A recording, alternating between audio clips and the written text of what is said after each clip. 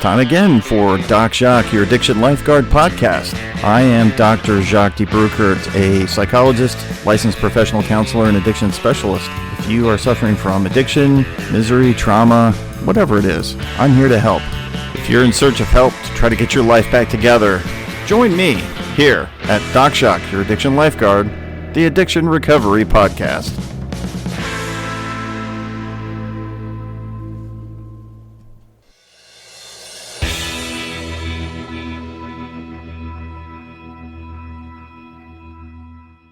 I wanted to be real clear about what this podcast is intended for. It is intended for entertainment and informational purposes, but not considered help. If you actually need real help and you're in need of help, please seek that out. If you're in dire need of help, you can go to your nearest emergency room, or you can check into a rehab center or call a counselor like me and talk about your problems and work through them. But don't rely on a podcast to be that form of help. It's not. It's just a podcast. It's for entertainment and information only. So let's keep it in that light, all right? Have a good time, learn something, and then get the real help that you need from a professional.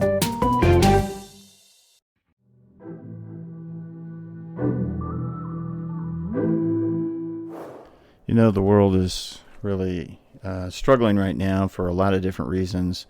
We have got a disastrous experience going on, and I know a lot of people have been very, very upset, some frightened and angry, and it's a really tough time for everybody with what's going on in the Middle East and what's going on in Ukraine, and I'm sure that it's going to be escalating. And one of the issues that comes up when stuff like this occurs is people getting very frightened, scared, and panicked and feeling helpless. And if you have substance use disorder, you got an addiction issue, that is definitely something to cope with. And it's a tragic kind of experience that brings that out in us. So, you know, the idea of, like I had used before, the idea of moving at the speed of pain feels like the world is becoming a big, huge disaster, a frightening, scary place. A lot of people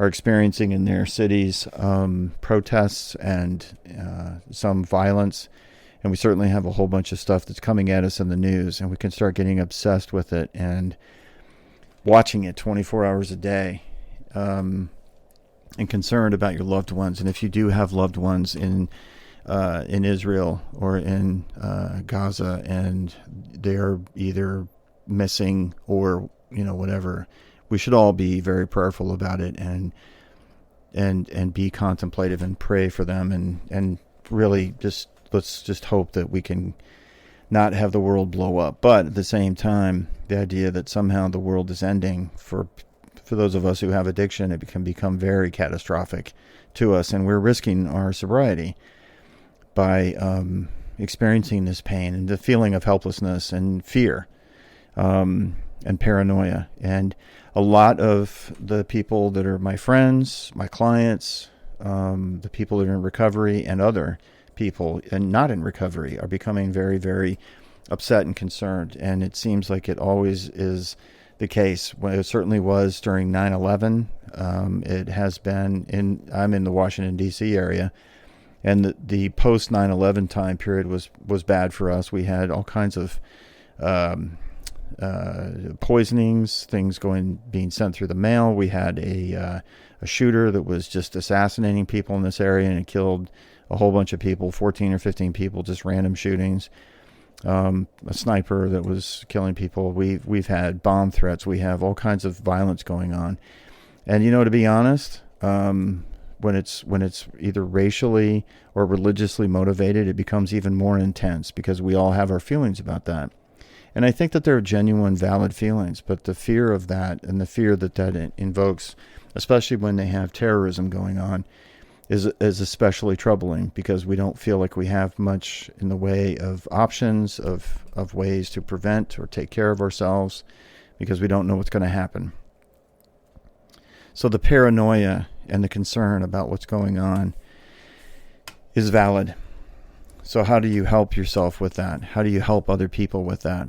And if you have addiction, Helping yourself is not getting high, getting drunk. That's not helping. That's actually hurting. So that's not the answer. But what is the answer? Well, we got to lean into our recovery, lean into those tools that help us during those times. There are times when I've had people who are loved ones very close to me who have died and gotten cancer, or they had heart attacks, or they had things happen to them. They got in car accidents, or they committed suicide.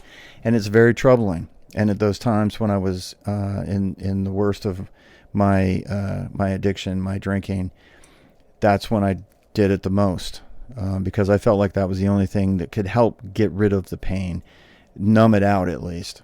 And if you are in recovery and you're concerned about that, go back to the basics, man. Get back into meetings. Go call up your old sponsor. Go talk to the people that were around you when you were working on your recovery, and don't fall into the idea of the isolation part, living in fear in your head. That's you not doing what you can to help your sobriety. So that's you moving very slowly at the speed of pain. If you're moving too fast at the speed of pain, things are accelerating in your life, then that's when you need that human connection more than ever, perhaps. Talking to others, being with others, and sharing. So get back to the basics of go to meetings, go get with your peers, talk to them about the things that are troubling you. That's an empowerment move. That's you being able to move forward and be empowered in your recovery, not the helplessness. And I think also when you start to go into that thinking that's you thinking that you are by yourself, or you can't do anything about anything. All you can do is experience the bad and wait for the worst things to come up. That's problematic. So there's certain things that you can do to prevent that as well that are behavioral. For example, if you are a person who is prone towards anxiety and you find yourself just glued to your television set and the news, or listening always to the news on podcasts, not podcasts, on your phone, and you got radio stations, or you're listening to a satellite radio station, a news channel, whatever. Give yourself a break for a bit. Turn it off for a while. You don't have to listen to it continuously. You don't have to be in that place where you're constantly waiting for the next worst news. I think it's wonderful that we have access to 24-hour news, but 24-hour news requires that you have some information coming out the mouth of the person who's the anchor, who's the newscaster. They have to be able to say something. So what they tend to do is continually repeat the same information that we used to only listen to for a half an hour each day between 6:30 and 7 on the national news. At least in this country, that's what it was. CNN started, and then we had 24-hour news. And things don't happen in 24-hour cycles. They happen in shorter bursts, but they get talked about on a 24-hour news channel 24 hours. So maybe turn it off for a while. Give yourself a break. You have to live your life. It's much like when the experience that we had going through the coronavirus. People were glued to their television sets with the news and waiting for the next catastrophe to happen, when it was not going to happen right away, or maybe at all.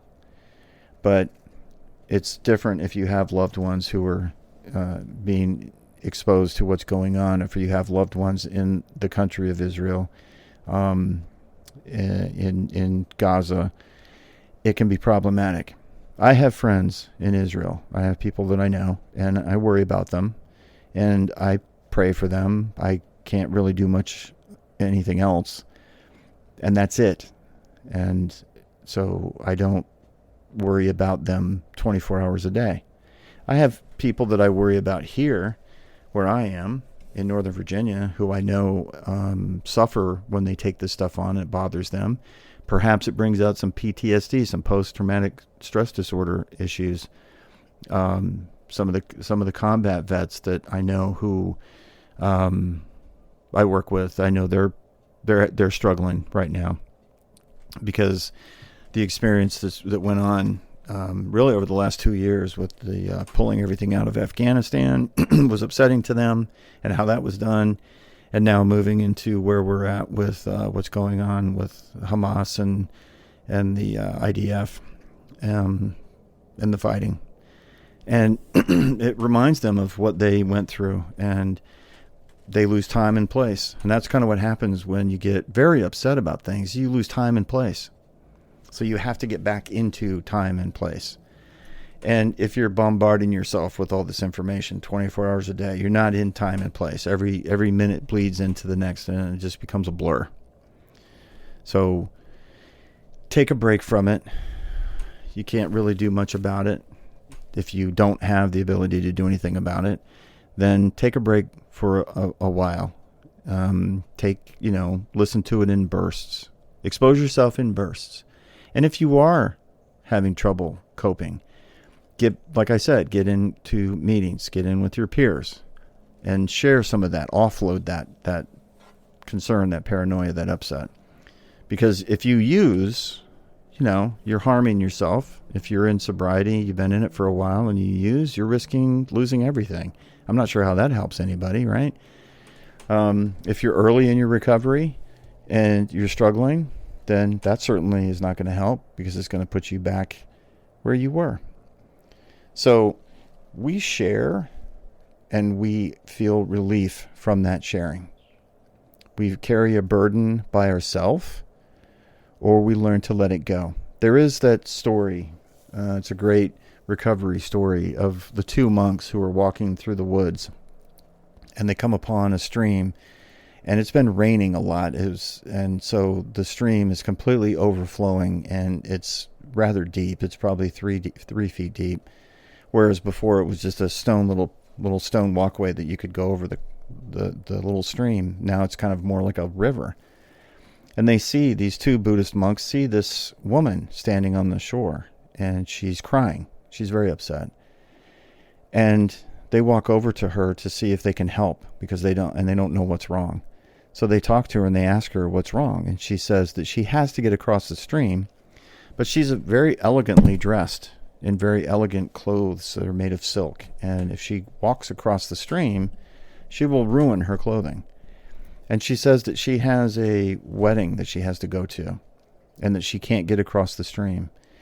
And they're not completely familiar with the area, so they suggest that maybe there's a bridge further down the stream, one way or the other, and she says there isn't.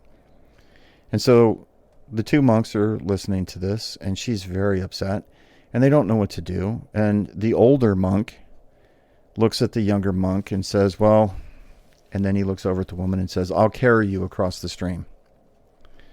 So she thanks the older monk profusely, and he picks her up in his arms and holds her and carries her carefully across the stream. And on the other side of the stream, he sets her down, and she thanks him again. And the younger monk who's with him follows behind them. And she tries to pay them, but he refuses the money. And she again thanks him, and then she goes on her way. And the older monk and the younger monk, go on their way. And the two monks walk for another few hours, and they decide they're going to stop and rest for a bit because they're getting tired and they've been walking all day. So they sit down, and the younger monk, after sitting there for 5 or 10 minutes or so, looks over at the older monk and says, I am confused and bothered by something, very troubled. And the older monk says, what is troubling you? And the younger monk says, I'm really, really troubled because we are Buddhist monks, and we take on a vow of chastity and poverty and sometimes silence, and we engage in fasting, and we deprive ourselves of these worldly behaviors to show our faith. And you carried her across the river, and you held her in your arms. And he said, we're not supposed to do that. And that really troubles me. It's been bothering me the whole time. And the older monk looks at the younger monk and says, well, see, that's the difference that age and wisdom will bring you. And the younger monk says, I don't understand what you're talking about. And he says, well, I did pick up that woman, and I did hold her close to me, and I did carry her across the river. But I didn't do it because I was trying to get gratification for doing it. I didn't want to get sexual gratification. I didn't think anything about that. But it was troubling to me at the time too, because I'm not supposed to do that. I'm not supposed to touch a woman. But I didn't really have much of a choice. The only way I could help her was to do that. I couldn't do anything but. So I carried her across the stream, and it bothered me, and I set her down, and she thanked me, and she went on her way, and I didn't think anything more about it. And the younger monk says, well, that's not right. That's bothered me since you did that. I don't understand how you can just dismiss it. And he said, well, that's what the older monk says, that's what wisdom tells me, is that if it's what's in my heart that matters, and why I was doing what I was doing, and I had no choice. So I was serving her. I wasn't getting gratification from her. And it didn't bother me after I put her down, because I was okay with that. And he said, so I only carried her across the stream. You've actually been carrying her for the last 2 hours.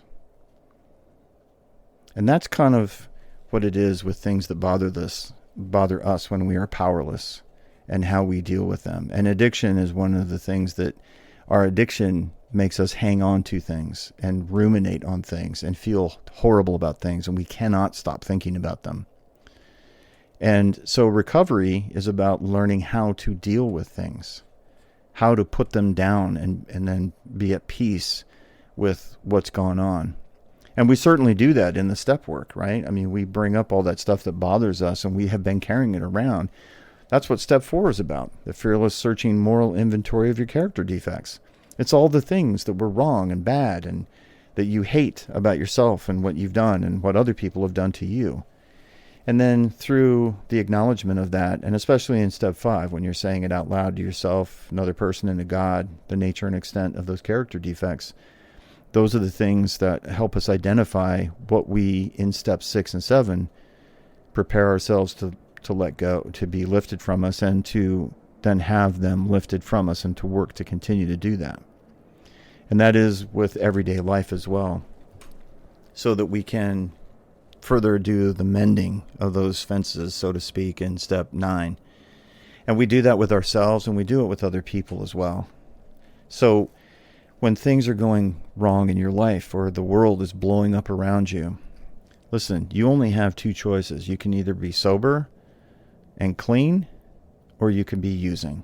And that's it. There is no in between. It's very binary. It's ones and zeros. You're either clean and sober, or you're not. And if you're going to succumb to usage, that puts you into the or not category. And we know where that leads, right? We all do, because we've all done it.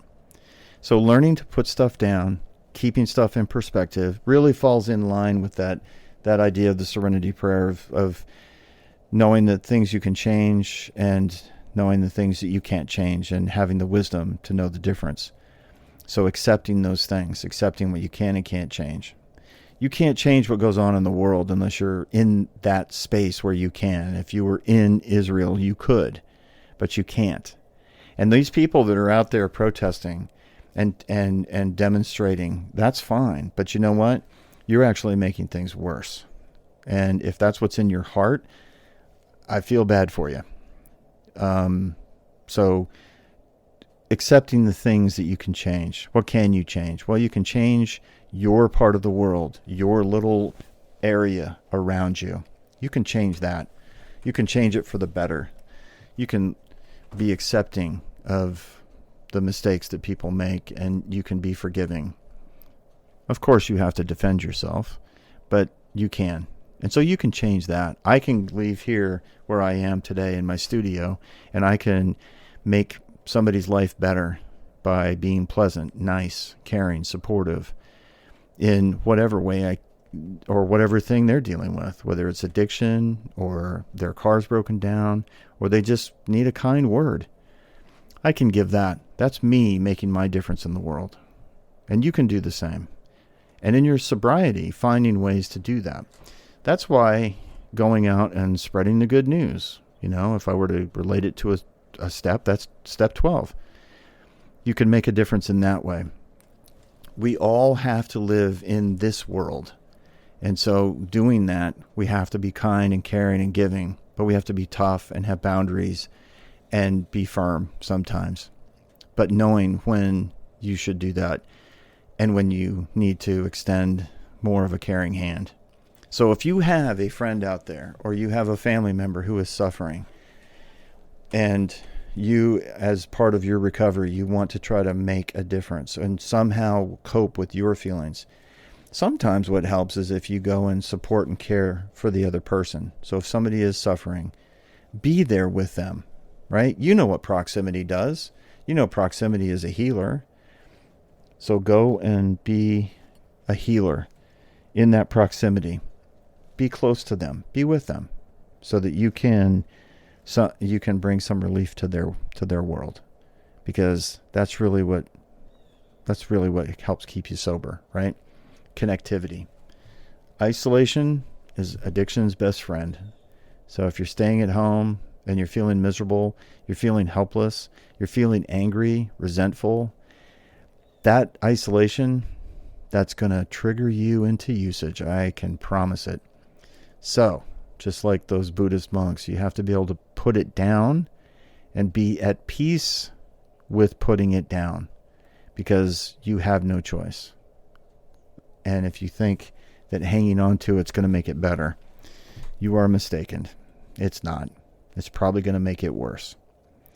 So let's pray for the people that are suffering and the individuals who are hostages and are perhaps in a bad place.